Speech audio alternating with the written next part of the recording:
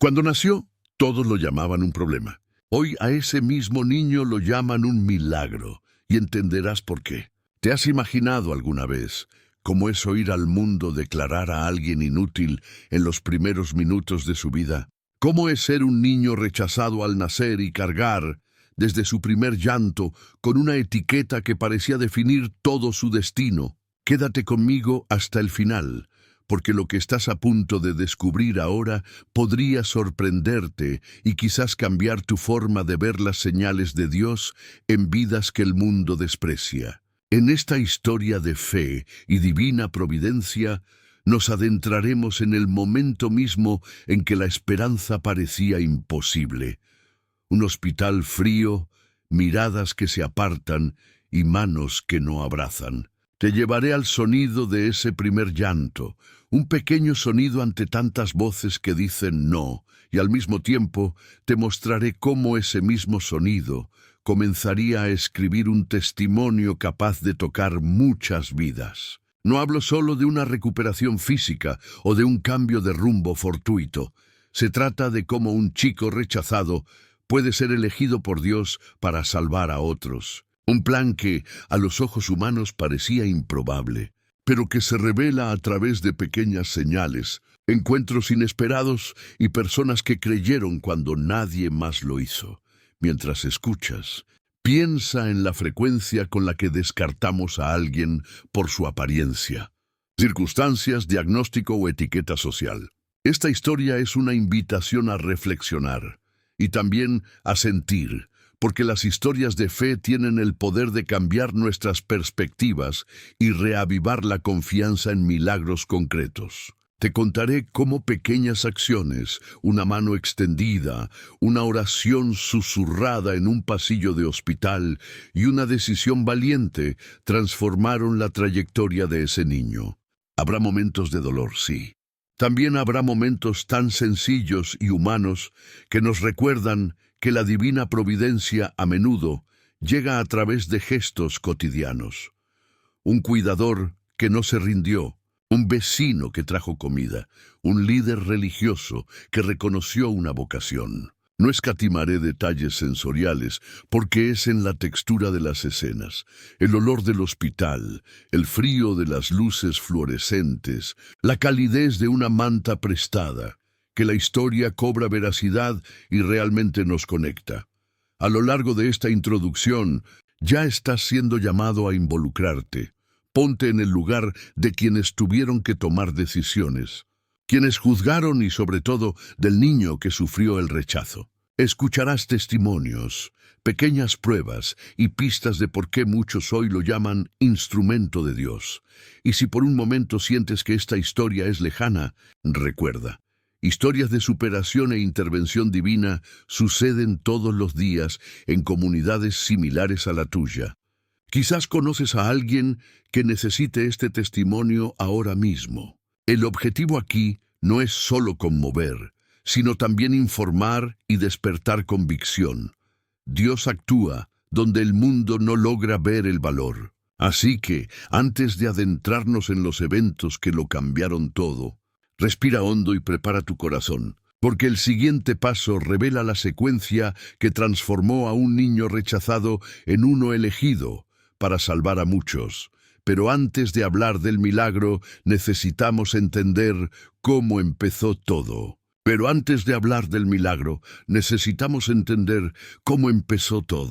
Y quiero invitarte a sumergirte de lleno en esta historia conmigo, no como un espectador distante, sino como parte de una comunidad que acoge, ora y comparte. Si este tema te resuena, deja un comentario abajo con lo que más te ha conmovido hasta ahora. Un recuerdo, una experiencia similar o simplemente una palabra de esperanza. Cuando compartes tu historia o sentimiento, otros que pasan por el mismo dolor encuentran consuelo y fe. El comentario de una persona puede ser la mano que levanta a otra.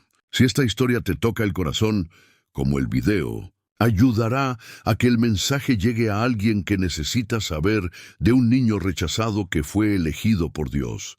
Y si quieres seguir viendo testimonios de la divina providencia, Historias que enseñan y conmueven el alma. Suscríbete al canal. Tu suscripción es más que un número.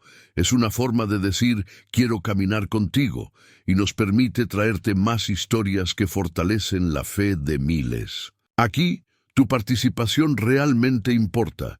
Cada me gusta, cada comentario, cada suscripción ayuda a que esta comunidad crezca y trae esperanza más allá de esta pantalla.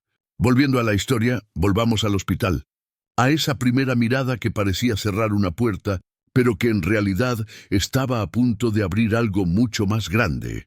Regresamos a ese frío pasillo de hospital, donde cada paso parecía el eco de un veredicto.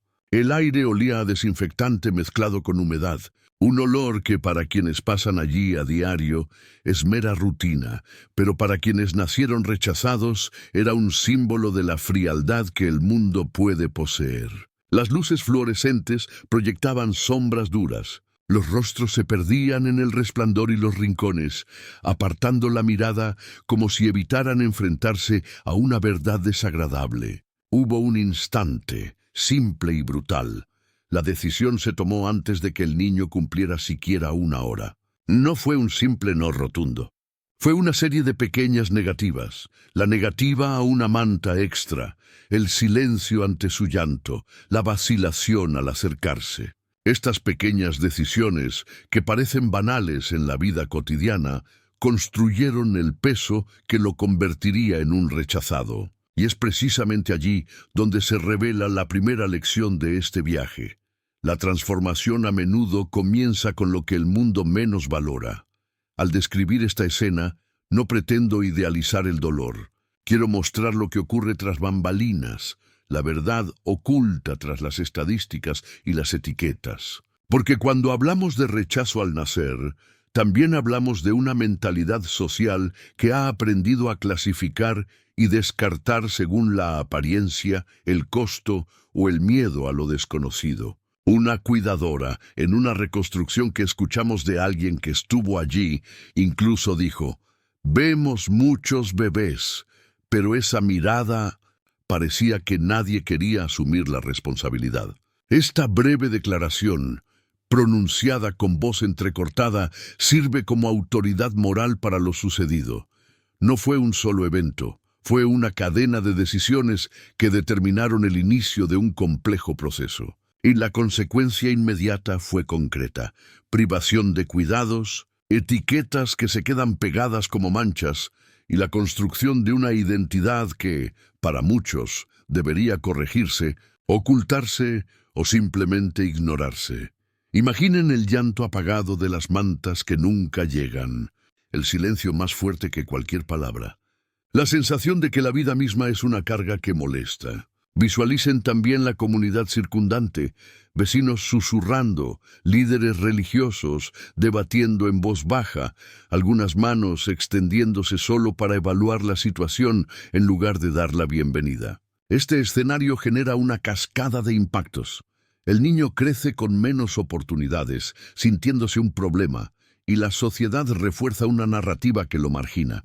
Pero aquí surge otro elemento crucial, la verdad oculta de que, en muchos de estos casos, hay personas dispuestas a desafiar la mentalidad dominante. Un vecino que insiste en donar una manta. Una enfermera que cubre horas extras para revisar los signos vitales. Un pastor que inclina la cabeza y reza, desafiando la lógica de la mirada ajena. Estas pequeñas resistencias a la norma establecida son las primeras semillas de la transformación. Cuando pensamos en transformación e impacto, tendemos a imaginar grandes gestos, milagros espectaculares, intervenciones drásticas, y olvidamos que la mayor parte del cambio proviene de decisiones diarias, discretas y persistentes. La historia de este niño revela precisamente eso.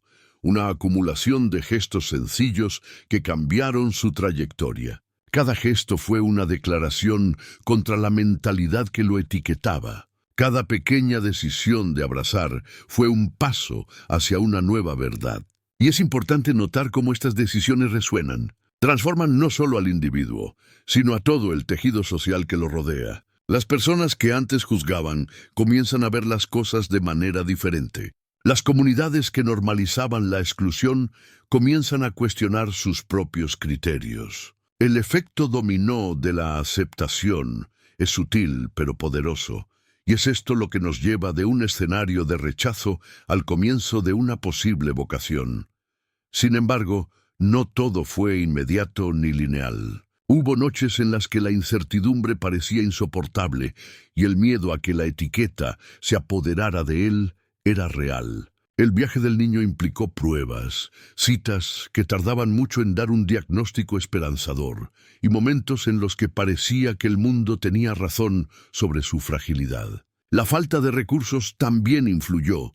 Hospitales abarrotados, burocracia, personas sin la formación necesaria para reconocer el potencial donde la sociedad veía problemas. Pero fue precisamente en esta tensión entre la carencia y la promesa que surgieron revelaciones decisivas, pequeñas señales que, vistas con fe, apuntaban a un propósito mayor.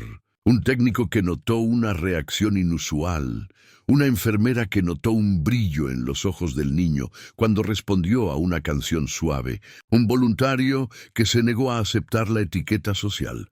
Todos ellos fueron actores esenciales tras bambalinas de esa transformación. Ahora quiero profundizar aún más en este tema y observar cómo un cambio en un solo entorno puede alterar la trayectoria de toda una vida. Cuando la mentalidad colectiva cambia, cuando decidimos aceptar en lugar de categorizar, el protagonista pasa de la etiqueta al individuo. Es entonces cuando el viaje adquiere los contornos de una misión. Ya no solo sobrevivir, sino convertirse en un instrumento de impacto. El proceso implica madurez emocional, apoyo comunitario, decisiones valientes de quienes han asumido la responsabilidad y pequeños milagros cotidianos que juntos forman un testimonio sólido. También es una historia sobre cómo la verdad oculta, la que la sociedad prefiere ocultar, comienza a emerger cuando existe la voluntad de mirar con compasión. Al reconocer esto, entendemos que la transformación no es un evento aislado, sino un tejido formado por decisiones íntimas, quienes eligen preocuparse, quienes eligen creer y quienes, incluso en silencio, eligen mantener la esperanza. Comentario: esto tiene sentido para mí, ahora quiero ahondar aún más en este tema. Y es aquí, en este punto de inflexión, que la historia cambia de color, del frío del abandono a una calidez inesperada que empieza a envolver al niño con pasos tan discretos como decisivos. No fue un único acto milagroso lo que lo puso todo patas arriba. Fue una secuencia de pequeñas victorias que, combinadas, crearon la prueba definitiva de que había algo o alguien trabajando tras bastidores. Primero vino un encuentro. Una enfermera que, desafiando la rutina mecánica, se demoró un segundo más para cubrir al bebé con un paño más cálido. Luego, una vecina que apareció con leche y una voz suave que cantaba sin pensar, y el niño, por un raro momento, respondió con un brillo en los ojos que nadie había notado antes. Son estos detalles: una mano que no se inmuta, una canción en el pasillo, un gesto que contradice la mentalidad colectiva de descartar, los que empiezan a componer la transformación. Recuerdo haber escuchado el testimonio de quienes lo presenciaron en primera persona. Nunca había visto nada igual, dijo un voluntario en aquel momento con voz temblorosa. Tenía una calma en la mirada, como si reconociera algo más allá del dolor. Esta breve declaración, casi en un susurro, sirve como testimonio del salto cualitativo en el camino. A un ritmo cada vez mayor, las pequeñas victorias dieron paso a señales más evidentes. Una reacción inesperada al tratamiento. Una mañana en la que el niño sonrió por primera vez y todo el equipo se detuvo a observarlo. Una noche en la que un pastor del barrio entró en la habitación, le impuso las manos en silencio, lloró. Para muchos, esto fue solo un consuelo. Para algunos, fue el primer indicio de una vocación. La verdad oculta, antes sepultada bajo el peso de las etiquetas, comenzó a aflorar. Cuando hablamos de revelaciones, no me refiero solo a señales externas, sino también a un cambio interno, a un cambio de mentalidad. Las decisiones de quienes lo acogieron cambiaron no solo la vida del niño, sino la percepción de toda una comunidad. Donde antes había indiferencia, ahora había curiosidad y más tarde respeto. Este movimiento tiene un profundo impacto. Transforma tanto a quienes cuidan como a quienes son cuidados y crea un nuevo tejido social que resiste la lógica del descarte. Y la transformación no fue instantánea. Fue una escalera de peldaños frágiles y constantes, una vacuna administrada en el momento oportuno, una consulta que trajo esperanza, un educador que vio potencial donde otros vieron daño. Cada peldaño fue una decisión: cuidar, creer, persistir, y estas decisiones acumuladas se convirtieron en el motor del cambio. A medida que avanza la narración, surgen pruebas más graves, episodios que ponen a prueba la fe de quienes creen y, al superarlas, confirman que algo más grande está sucediendo. Hubo un momento en que, ante una complicación repentina, el equipo creyó perder esa esperanza. Pero quienes ya habían decidido acogerlo se unieron a una vigilia. Posibles familiares adoptivos, un grupo de oración de la iglesia local, un joven médico que se negó a rendirse. Y entonces llegó la recuperación, que nadie pudo explicar del todo. El niño respondió, recuperó las fuerzas y, con ello, lo que antes parecía una simple coincidencia, adquirió un aire de propósito. Los testigos relataron pequeñas señales, casi íntimas, una mirada de reconocimiento al oír un salmo, una calma que irradiaba cuando alguien se acercaba con compasión. Estas señales sirvieron de confirmación. Se estaba formando una vocación, una dirección que apuntaba más allá de la supervivencia.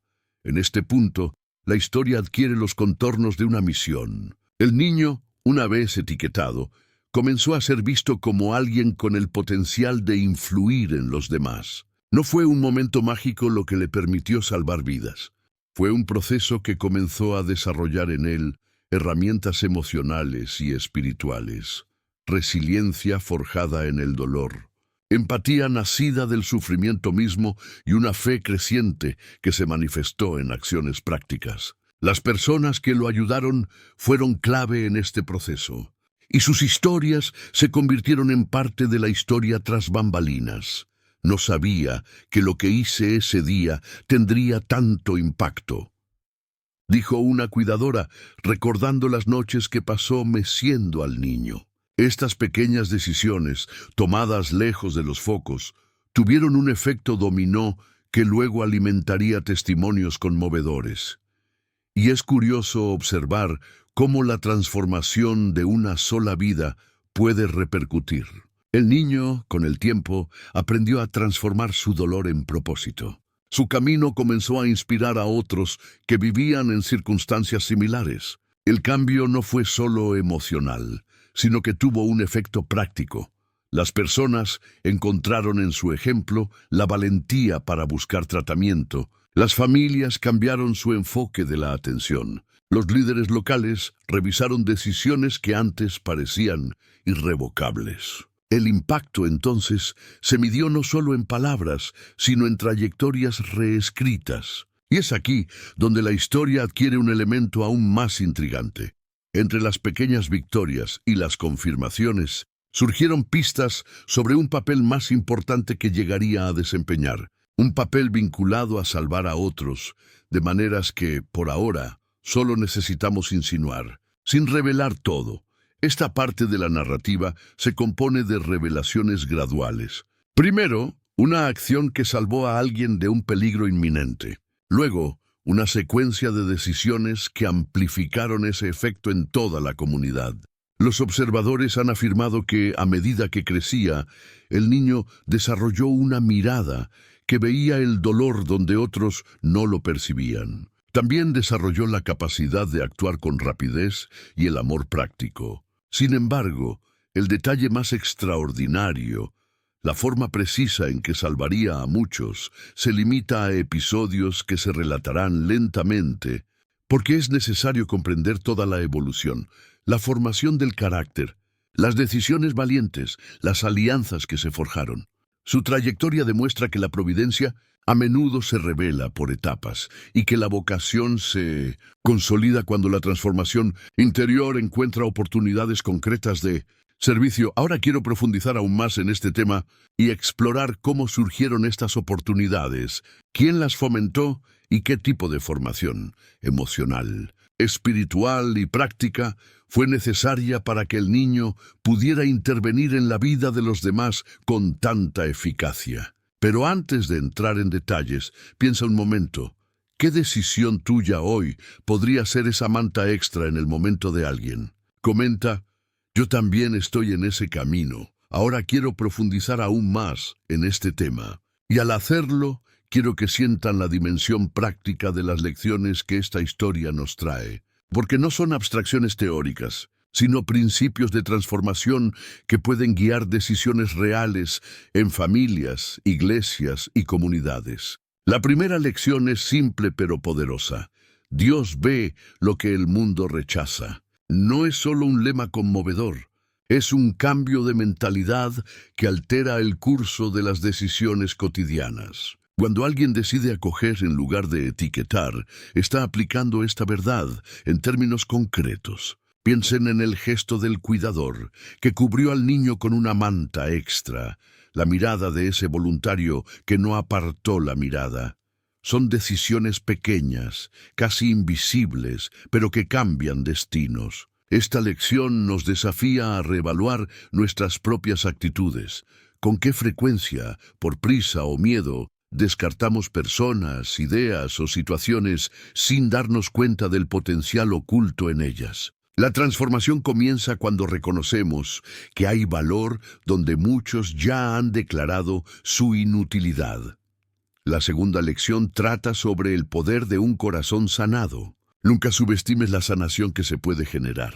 El niño rechazado, a través del refugio, no solo estabilizó su condición física, desarrolló una mayor empatía, una resiliencia que luego se traduciría en servicio a los demás. Sanar a alguien, ya sea a través de atención médica, apoyo emocional o enseñanza práctica, no se trata solo de devolver a una persona a su estado anterior. Se trata de abrir un canal para que esa persona se convierta en un agente de impacto. El día que ayudó a las familias a superar el incendio, no hubo espectáculo. Hubo efectividad en sus acciones: retirarse, calmar, organizar.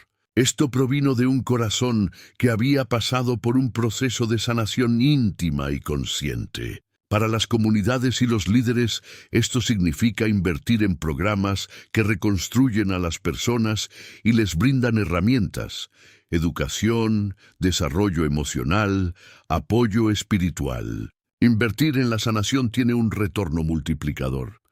La tercera lección es la más práctica. Cada vida puede transformar a otras cuando se le da la oportunidad y la estructura necesarias. El camino no se sustenta solo en buenas intenciones. Necesita cimientos sólidos, mentores que asuman la responsabilidad, recursos que permitan la práctica, espacio para equivocarse y empezar de cero. En el caso que vimos, hubo talleres, capacitación, una red de apoyo y voces de autoridad que validaron el cambio. Cuando hay estructura, la transformación individual se convierte en política social. No necesariamente en el sentido de los gobiernos, sino en el sentido de reglas y prácticas colectivas que cambian el comportamiento. Esto es impacto a escala. Un joven que aprendió a cuidar a otros comienza a enseñar primeros auxilios. Una madre que recuperó sus ingresos comienza a emplear a sus vecinos. Una comunidad que cambia su mentalidad replantea sus políticas de acogida. Las decisiones aisladas se convierten en cultura cuando se repiten y se organizan. Al reflexionar sobre estas lecciones, surge naturalmente una pregunta íntima y desafiante. ¿A quién has descartado que, a ojos de otro, podría ser llamado por Dios? Esto no es una invitación a la culpa, sino un llamado a la responsabilidad. Quizás sea ese adolescente etiquetado de tu calle, la mujer perseguida por la vida, el anciano aislado del edificio de al lado, el bebé cuyo diagnóstico ha provocado voces en la puerta. La pregunta sirve como espejo. Exige confrontar una mentalidad descartable con actos concretos de aceptación. La transformación social comienza cuando las decisiones individuales se acumulan y se convierten en práctica común. Para aplicar estas lecciones en la vida cotidiana, vale la pena considerar pasos concretos y fáciles de implementar que traduzcan la teoría a la práctica. Primero, practicar la escucha activa, creando espacio para escuchar sin juzgar. Segundo, crear rutinas de apoyo. Un grupo de vecinos que se organice para visitar, donar o enseñar. Tercero, invertir en capacitación básica, talleres de primeros auxilios, alfabetización y generación de ingresos. Estas medidas no requieren heroísmo inmediato. Requieren perseverancia y valentía para desafiar la mentalidad imperante. En definitiva, se trata de decidir repetidamente sobre el valor humano. Las revelaciones que surgen de esta historia también muestran que la transformación requiere tiempo y paciencia. No todos los cambios aparecen en reportajes o titulares. A menudo se revelan en pequeñas victorias, como la tímida sonrisa de quien superó una noche de miedo, la primera venta de una madre que aprendió a coser, o la confianza que florece en alguien que ha sido escuchado. Estas son señales que, en el guión de la providencia, funcionan como confirmaciones silenciosas de que Dios obra incluso en las cosas más sencillas. Existe, por lo tanto, una íntima conexión entre lo divino y lo cotidiano. Lo trascendente se manifiesta en las decisiones prácticas que una comunidad toma a favor de los vulnerables.